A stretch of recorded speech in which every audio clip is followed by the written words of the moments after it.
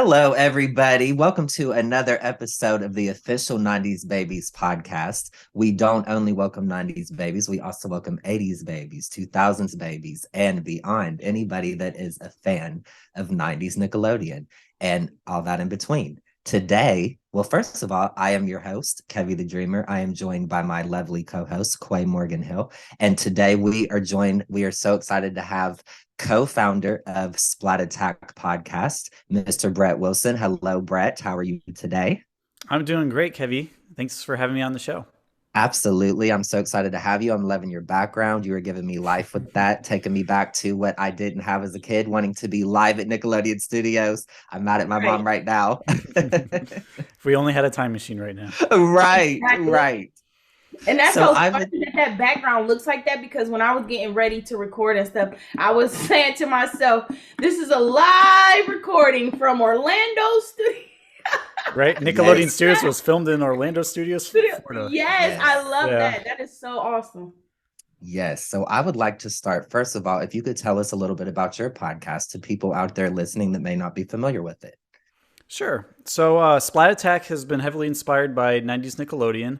Mhm. We cover all sorts of topics from 90's Nick history, the golden era specifically. So, like earlys to mids. Sometimes we go into late 80's or late 90's, or even sometimes into other nostalgic topics that people request. Like we've done a Michael Jackson bracket, we've done James Bond as a special topic, Nick takes over your school, anything like that, really. Okay. As long as it conjures like feelings of nostalgia and just being at Nickelodeon, Mhm. all over again. So we started on the Nicktoons 30th anniversary of all times back in August, I believe 11th, 2021. Yes. Yeah, Okay. and we've just been hitting the ground running ever since. Me and my co-host Alex Nance, both of us met on the internet. We liked each other's art. We toyed around with the idea of doing a podcast after getting to know each other digitally, and you know, I think we have about close to 60 episodes between Patreon minisodes and main timeline episodes that are about hour to 2 hours long. And we've interviewed quite a few people who've actually been on 90's Nickelodeon shows, like the cast of Are You Afraid of the Dark, Jim Jenkins of Doug, and more. Awesome. Love it. Love it. That is so exciting. Yeah, shout out to your co-host Alex. And shout out to you guys for so you actually are coming up on 2 years now. So that is incredible.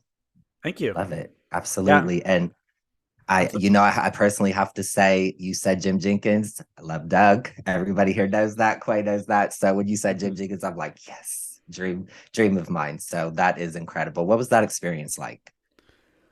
Oh man, I mean, it was very appropriate for the episode we did with him, which was Doug's Lucky Hat, an episode review. And originally, we wanted to get Billy West for that because he's the Hmm. voice actor of Doug and everything. But Hmm. he was kind of hard to contact at the time, so I just kind of took a shot in the dark, found Jim Jenkins' contact info on his website, and say, Hmm. "Hey, we're doing an episode review of this. Would you be interested in joining us?" And at the 11th hour, he said, "Yeah, I'm in." And it turns out that that was his like favorite episode of the Nickelodeon era, and we just had a blast, talking about it with him, along with lucky moments of our lives and what it was like to create Nicktoons back then. That's That is beautiful. That's my favorite episode. So that is amazing. I can hear the melody from that in my head. Hmm. Like that has really gotten me through a lot. I love that. And real quick, I have to know, what is your favorite Nick series if you had to pick one? Oh boy, that is very tough. I mean, is it including live action game show and Yeah, animation? yeah, and Okay. it doesn't even have to be Nick. If we just want to say nostalgia, if you could just pick a favorite.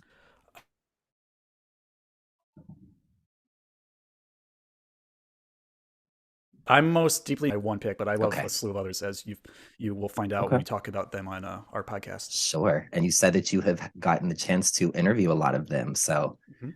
look at you manifesting your destiny. I love to see it. That is very inspiring. Thank you. That's amazing. Yeah. How about you tell us about that experience as well? So first of all, let me tell you, when we talk about Are You Afraid of the Dark, I know Quay is laughing because I've probably told you this before in messages on Patreon. I am a scaredy cat, and I'm a grown man now, and I still cannot watch. I cannot watch Are You Afraid of the Dark? It just freaks me out still. I did make myself watch the I wish I could remember the exact title of the episode, but it's basically the episode that has Tia and Tamara. It's the one where they turn, well, excuse me, not they both turn into, but where Tamara is like the evil iguana. And it wasn't even chameleons. There we go. Yes. I was about to say it's wasn't even really a chameleon. I said iguana, but it was supposed to be a chameleon. Yes. And I'm like, that's really not a chameleon, but okay. Yes. So talk to us about that experience and how that has been. Just getting involved with Are You Afraid of the Dark stuff, you mean? Yes. Yeah, just getting to speak to them. Yeah. I mean, it actually goes deeper than the podcast, believe it or not, because back in 2017, I was kind of in a creative rut making art out on Instagram, and I felt inspired to do an Are You Afraid of the Dark book after people liked some of my illustrations that I did based off the episodes on Facebook. So I just decided to make that go a little bit further once I was done with accomplishing that, and I drew all 91 episodes, and I turned it into a book called Scary Tales, The Ultimate Unofficial Guide to Are You Afraid of the Dark. And when I launched a Kickstarter for it in October of 2020, it basically hit its goal and sold out within 2 days, which is practically unheard of for a nobody doing a Kickstarter these days. So that was an exciting ride. Ended up doing around 130 copies of the book, and it helped me get in touch with DJ Mikhail directly, because I thought it'd be great to get his input on it and have him write the foreword. And he agreed because he loved how whimsical my illustrations were in terms of interpreting his episodes that he created. So it was a great opportunity to connect with him there. And as a result, when I asked him to be on the Are You Afraid of the Dark 30th anniversary reunion for episode 7 of Spat Attack podcast, he agreed, without skipping a heartbeat. And we managed to get at least like 14, maybe 15 other people to join. We got Gary, Tucker, those actors. We got the makeup artist, Anique Chartier. We got some of the writers, some of the directors. So a whole mishmash of them to give their unique perspective on what it was like to work on the same show. And then to follow up with that, we actually did a Sardo's Magic Mansion retrospective in episode 14, because funny thing, Richard Dumont, who plays Sardo, we originally had him invited to the reunion, but he couldn't make it because his mother was in the hospital, which, we understand family first when it comes to priorities. So we offered to give him the opportunity to kind of experience that in his own way by having him on, talk about all the different Sardo episodes he's done across the series. And we Mikhail back to lend some of his experiences as well. Just combining them the two together was a real magical experience, and to date, it's our most listened to / viewed episode. I'm definitely checking it out after we get off of here. Oh yeah, it's worth it for any Are You Afraid of the Dark fan. You sold me. I love it. Yeah, Quay loves Are You Afraid of the Dark? I have an aunt that loves that series. Actually, so for Christmas one year, I got her the complete series on DVD. It was on Amazon, and I actually recently talked to her and said that I have to get over this and like sit down and watch it with her. But they made that so realistic. Like some of that stuff I feel like is so dark for children. Like looking back on it, like they definitely, got into like death and different things like that. So that's definitely scary.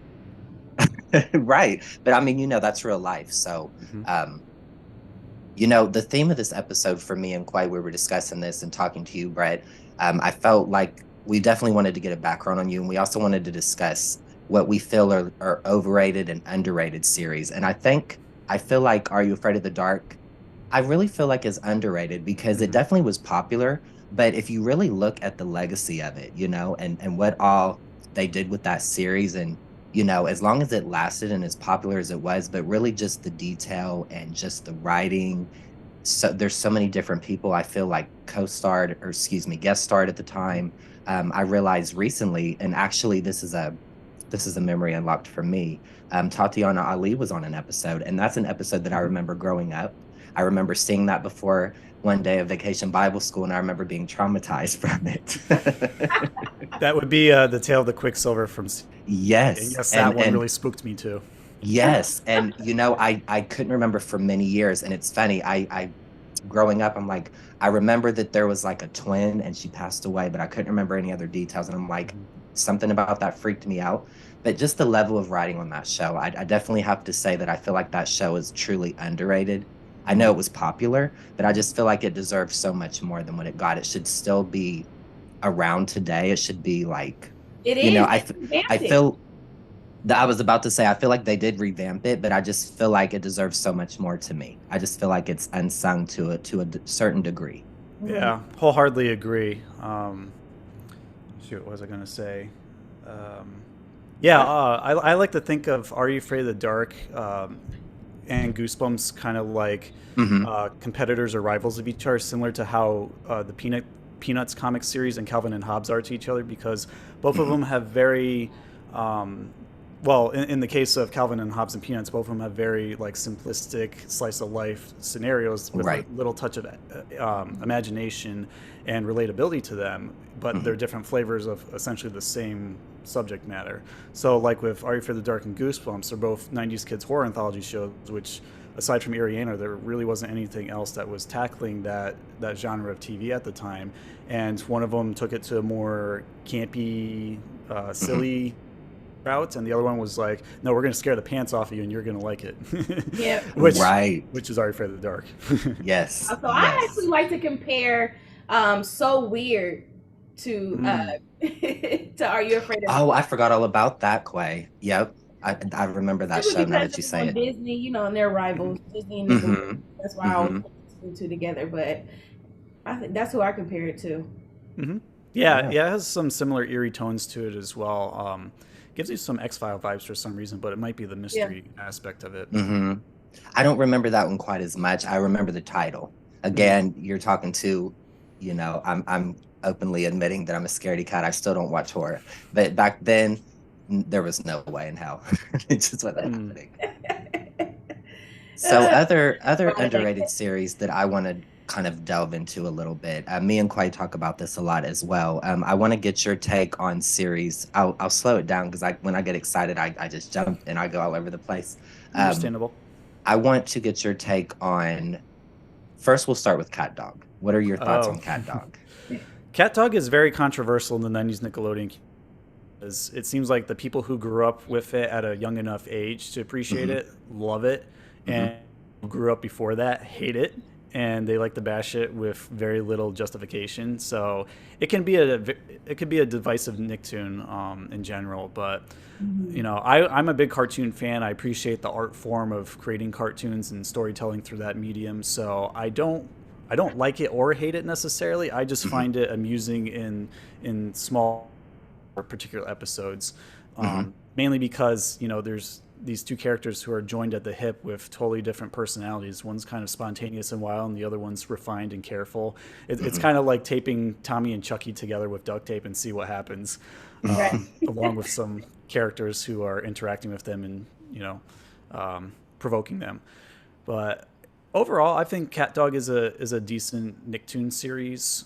Unfortunately, I don't remember too many of the episodes, other than like the one where they did the Abe Lincoln play and Cat was Abe Lincoln, and also the Taco Depot, which was one of the first ones, Hmm. and the Beach Bum one, where like the beach looked really cruddy, but Dog learned how to surf. So there's still some memories Uh-huh. that I have in my head from that show, and I would be willing to revisit it if necessary.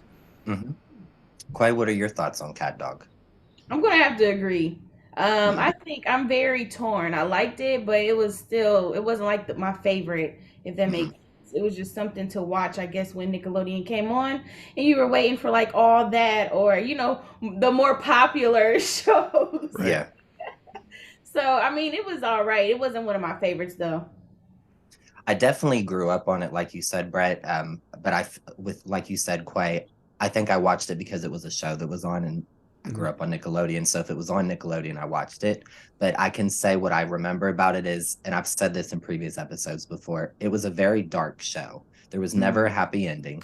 There was always something negative happening. And I remember that not really sitting well with me. I remember feeling bad for Kat. And I remember looking back on that, I'm like, well, Kat was kind of self entitled and he was manipulative. So I don't know if I should feel sorry for him. But I did feel sorry for him because it's almost like he was the butt of every joke. So even though I think I'm more aligned with Dog to an extent because he's more carefree, Yeah. I did feel sorry for Cat because like I remember the little mouse was always getting the best of him, and I was like, oh, poor Cat. But then it's like, I don't know, I definitely it wasn't my favorite either. Yeah. So I think I feel like Cat Dog might be a little overrated. And I think it's an interesting detail that you said that, people either love it or hate it. I would probably have to say I don't want to say I hate anything, but not Yeah. really a Like it. fan. Yeah. Yeah. Yeah, for me, I echo those sentiments that you feel in regards of like all the outside characters, the citizens of Newburgh or Wellsburg. It's something to that Yeah. extent. Hmm. A lot of them just really like pick on him for being Right. quote a freak or different in their society, and Hmm. when you see those common patterns just time and time again over several episodes, it's very exhausting emotionally and energetically to Yes. watch. So even if I do enjoy like a couple of them here and there, like that green guy who's always monotone and silly stuff happens to him on the side, Yes. I do not like the greasers except Loop because I enjoy Yes. his silly dumb humor. Uh, Yes. yeah, it's a very divisive Nicktoon for me myself, just because there's parts of it I like, parts of it I Uh-huh. wish they didn't go down that route. Mm-hmm. I agree with you guys.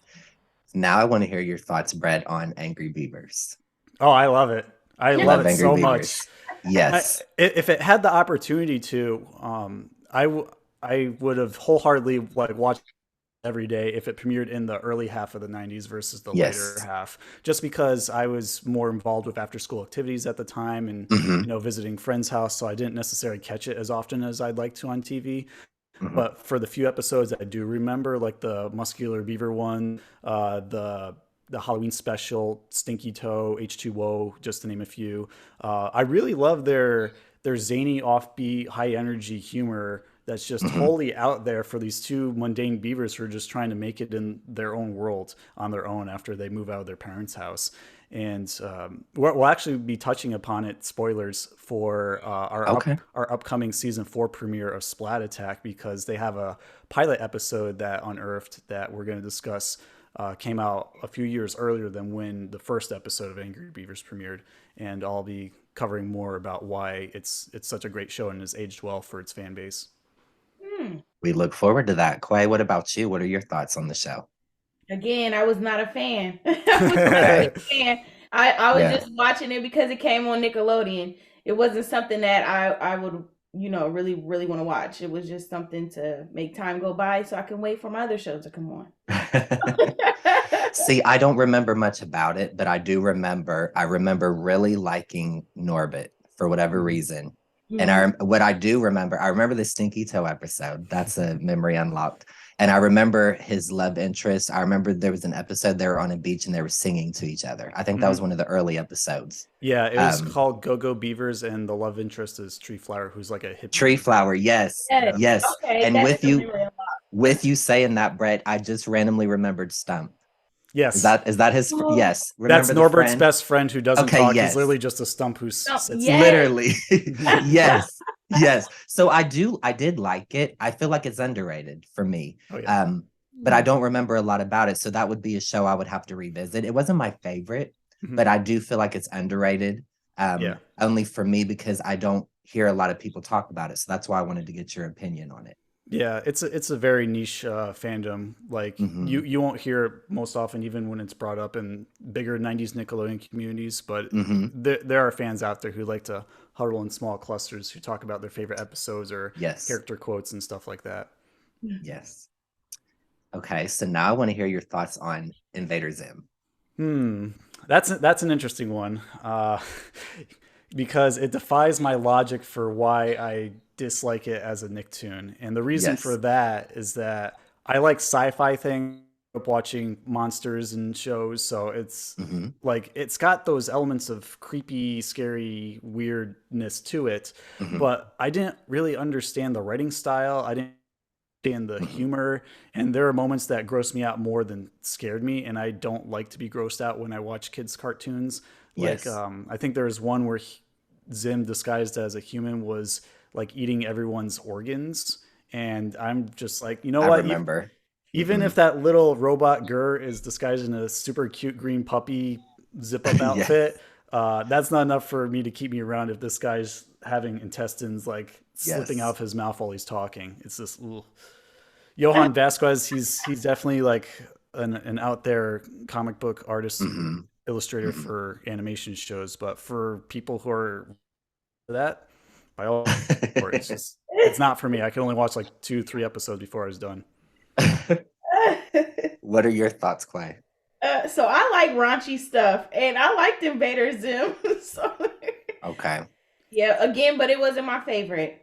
I'm just waiting for you to ask the favorites, Kevin. You know me. Yeah, I'm building up. I'm trying to build up. I have to say, for me, I'm with you, Brett. I'm somebody. Quay knows this as well. I have a weak stomach. That was never my show. My little brother likes that show. I don't want to say loves it, but he does. He appreciates that show. Me, I never could get into it. I remember what I do remember about that show is I remember the block it came on. I think it was Friday Night Nicktoons. And I remember it premiered with Fairly Odd Parents. And I remember really liking Fairly Odd Parents at the time. But then I remember when Fairly Odd Parents got further along, maybe as I got older, it just became too much. I don't want to say too much because it was fine, but I just feel like it really, what's the term I'm looking for? It kind of ran its course. You know what I mean? It just kind of, like when they brought the baby on board and all of that, I'm like, okay. For me, is when Chester's voice changed. Like, yes, that's a great point too. It broke my immersion. I'm like, wait a minute, where's my old guy? Bring him back here. I like what I'm used to. Right. Yes. Wow, that's I agree with that. All about that. Yeah, I agree with that. Yes. Gosh, what other shows do I want to ask you guys about? I want to ask you guys about Our Real Monsters. Oh yeah, that's a good one from 1994. I love that. I think it's very underrated. I think that it's also a niche. I think that people that love it. I think it's very underrated. For me, it wasn't too gross for me to watch because I'm somebody, and I'll just put this out there and you guys definitely can give your opinions. Ren and Stimpy was not it for me. I could not do Ren and Stimpy whatsoever. Ren and Stimpy, literally, I have a very plain memory of this. I remember I was eating a sandwich and I don't remember what was on the TV. I remember being sick to my stomach and I was like, I cannot do this. And my mom was like, are you sick? And I'm like, no, but whatever was on the TV made me sick. Yeah, Ren and Stimpy is for people who really like stuff that's out there and extreme because it really hit that pocket of weirdness where everyone was getting creative with all these new show ideas. And John Kay really imbued a lot of his manic energy into to make it something that truly stands out. I think that's a good, yes, you said manic energy. That's the key. Yeah. Whether it holds up well today is a different story, but I do like that some of the later seasons who were helmed by his right-hand man, Bob Camp, are more satisfying and the edge is taken off. So it's not quite as abrasive. Okay. I didn't make it that far. See, but I do remember his name. It was a good show. I think it was, I mean, looking back as an adult now, of course, it was inappropriate for us watching it as kids, but I thought it was, you know, entertainment to see, you know, some butt cheeks on the screen. Where else are you going to see them? Exactly. Yeah, that actually reminds me of the Happy Happy Joy Joy song from Stimpy's Invention because something about watching those episodes in the early 90s as a kid just made it very imitatable. So me and my sister would like do the dance together and like knock each other with our rear ends and we'd fall over because we couldn't like get it squished right as Ren and Stimpy. So that's funny. Yeah. Yeah, and you don't think about that when you're a child, you know, you're watching that and I mean they're pressing their butt cheeks together and the song is like, you know, I guess it's appropriate enough, but it's a little weird when you look deeper into the lyrics. I was gonna say, I'm sure when I say that, I'm like, maybe I don't want to say that, but it came out, so here we are. Fair enough. Let's see. Okay, how about Rocko's Modern Life? Love it. Love everything about it. To me, it's like a perfect balance between Doug and Ren and Stimpy in terms of its like down to earth feeling, sense of imagination, but also zany craziness that Nicktoons are known for. Ren and Stimpy is like kind of off the deep end. Rocko's a little more tame, and then Doug is just kind of down to earth, humble pie. So I like to put it there on the Nicktoons spectrum. Yeah, I agree with that. Yep. You agree, Quay? Yeah, absolutely, very underrated. I agree. Rocko's Modern Life is probably one of my favorites. I get a lot of my humor from that show. I love gosh, I wish I remember. I remember enough about it, but I haven't watched it in a while. I need to revisit it as an adult. But back in the day, I could quote episodes. I remember the fairy tale episodes they would do, and I would quote that. And I remember, he worked at the comic book store, and I remember really, really, really big man. And I remember the lady, she was like a purple hippo Oh, the looking hippo lady. lady, Gladys. Yes, and she would be like, "How dare you?" and like all exaggerated, and Yeah. just you would crack up. Like that was a really good show. And you look back, and I remember his next door neighbors, Mr. and Mrs. Big Head, and Yep. just everything about them was hilarious. And it pushed the envelope for kids because some things were probably a little out there, but it's like it wasn't ever too extreme. So I Yeah. agree with what you said. It was a good mixture of like pushing the limits and creating good television, but also it was kid friendly. Definitely. And as in terms of like the adult jokes that are peppered in, it's not quite as overt as Ren and Stimpy, but you Yes. will appreciate them once you Yes. find them as an adult that totally went over your head as a kid. Absolutely. I agree with that. And great voice actors as well. Absolutely. Okay, now I got to ask about, I'm going to put this out there and say that it's my favorite, but it's my favorite because of the feeling that it gives me, but it's definitely too safe, I feel like. Opinions on Doug. That's interesting. I mean, along with Rocco, it's a heavy influence on my art style and Yes. just outlook on life in terms of being very down to earth and having a vivid imagination and having friends you can always rely on no matter what the situation. I think by today's standards, it could bore a lot of people Right. because a lot of the scenarios seem pedantic Yes. compared to 90s standards where things really were more toned down then and more Right. relatable as a result. But for those who grew up with it or even old enough to remember Doug, even if you revisit it now, it's very enjoyable, very relaxing. You can just pretend you're watching a Snick night with your significant other one night and binge a couple of episodes, and you'll feel just all ready to go to bed because Yes. Doug accomplished what he wanted to do despite Roger poking and prodding him. And, Right. you enjoy that feeling and you root for him for that because he's dealing with a lot of adolescent issues like insecurities, bullying, how to stand out, how to connect with yourself and also relate to other people at the same time. So I don't think a lot of people give Nickelodeon Doug a lot of credit that it deserves because it flew under the radar while Rugrats and Ren and Stimpy overshadowed it when they all burst out onto the scene in 1991. Well said, Brett. I agree with that. What do you think, Quay? Yeah, definitely. I agree with him. I like the fact that you said that it was relaxing because it definitely was. Like I will never forget just always singing do do do. Yep. That was so refreshing to do as a child. So I definitely agree with Yes. that. It's definitely underrated. You have Fred Yes. Newman to thank for that soundtrack because him and I forgot who his partner was, but he plays guitar and Fred does like a lot of the musical melodies with just his mouth and voice talents. Yes. It's all very soothing and it gives it like that quirky suburban feeling that Yeah. helps it establish its identity among all.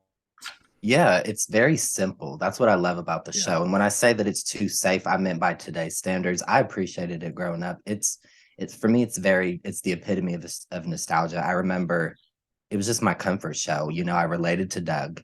Doug was just your average boy who just like anybody has an overactive imagination and worries about, everyday life. And like you guys both said, the music was beautiful and it was literally just them using their mouths. I mean, just everything about the Nickelodeon version of the show is just soothing, just calming. And I definitely 100% say it's underrated. It was so overshadowed by Rugrats, which is a great show. And we'll definitely get to that. And definitely Ren and Stimpy. But I hate that it was the one that, it's the one that ended first. It's the one that didn't go further. It did go into the Disney's version, which I would love to get your take on that too, Brett. Sure. I appreciate it because it's Doug, but it's not the same. Yeah. So I've heard a lot of hatred towards Disney's Doug without justification and being someone who likes evidence behind arguments no matter what side you're on.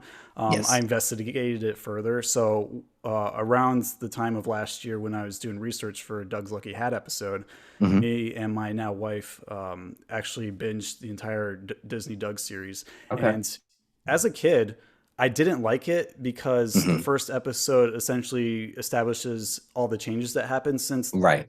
of Nickelodeon, Doug, where like, they're in junior high now, they're at BB Bluff School instead of Bluffington School. Yes. Mayor White is the principal instead because he lost the election, and Tippy Dink's now the mayor, and a slew of other things that, if you want to do more research, you can do that on your own time. Yes. But once you get over that hurdle of the abrupt change that many people are turned off to as a kid, it's really not so bad. Even with Billy West leaving for the voice work, you can get behind the idea that, Doug hit puberty, so he sounds a little bit different. Yes. And a lot still stay true to that formula of, okay, let's have some wild imagination of basic scenarios here and still keep him down to earth and still rely on his friends Patty and Skeeter and even Roger on occasion to just get through the day. And I really enjoy at least 75-80% of it. My only qualm about Disney's, Doug, is that there's a few too many Quailman episodes. Yes. I don't prefer Roger as the Rubberman villain. I like him Zilla or Dr. Klotzenstein from the earlier Quailman episodes in Doug. Yes. That being aside, it's something you can adapt to if you're willing to go into it with an open mind and not be too blinded by nostalgia. Yeah, I agree with everything you said. It's funny because we probably were binge watching it at the same time, because I literally did the same thing on Disney Plus. Oh, cool. Yeah, because I was like, you know what? I'm a Doug fan, so I enjoyed it. But same as you, like once you get past that first episode, I can appreciate it for what it is. It was just a different version of Doug, but it still had its good points. I like to see the change in everybody. There was some things that, like you said, way too many Quailman episodes, but I did appreciate having a full plot for 30 minutes. I appreciated the growth of people. I appreciated how Doug had a lot more, I don't want to say personality because he had a personality, but he was more of a jokester. Like he threw out a lot more jokes. And I still appreciated the music. The music had a lot more melodies, and I can appreciate it. It's not my favorite version of Doug, but I still appreciate it for what it is. Yeah. Up on Disney, that's what it was.